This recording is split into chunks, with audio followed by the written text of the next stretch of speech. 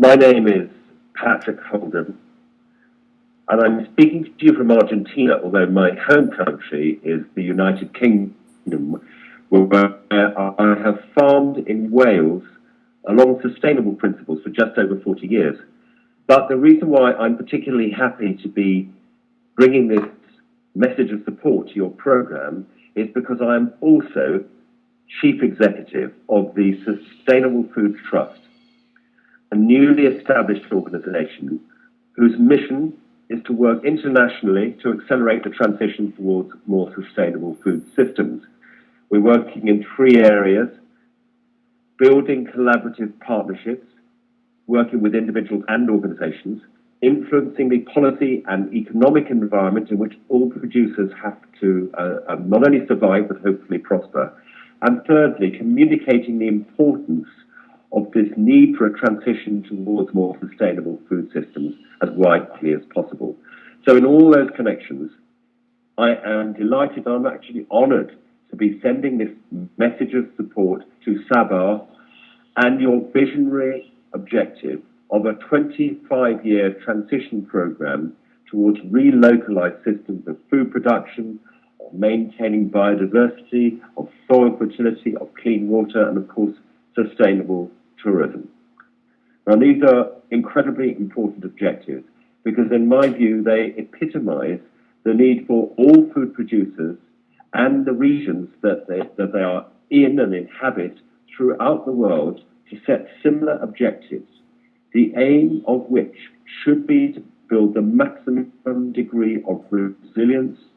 and sustainability into the food systems and ensure that the greatest percentage possible of their staple foods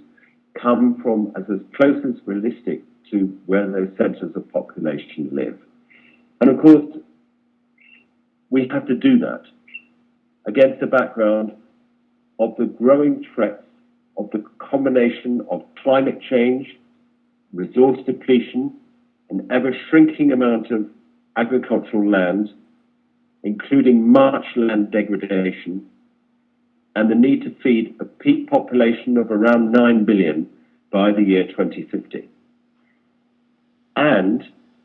our continued relentless drive towards ever more industrialized food systems which are globalized in their commodity production and distribution of food. So the model we need is the opposite of the model we actually have. And at the moment, political leaders throughout the world still believe that this Western model, which is being promoted by the country I come from, is going to deliver food security. Well, my message to you is that this is not the case.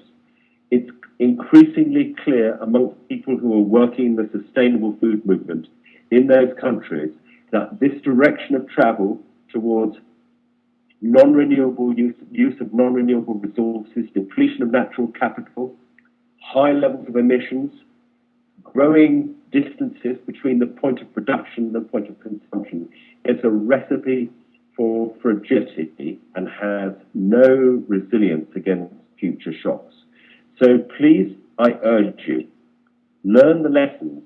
from so-called developed countries who have made a disastrous mess of industrializing their food systems.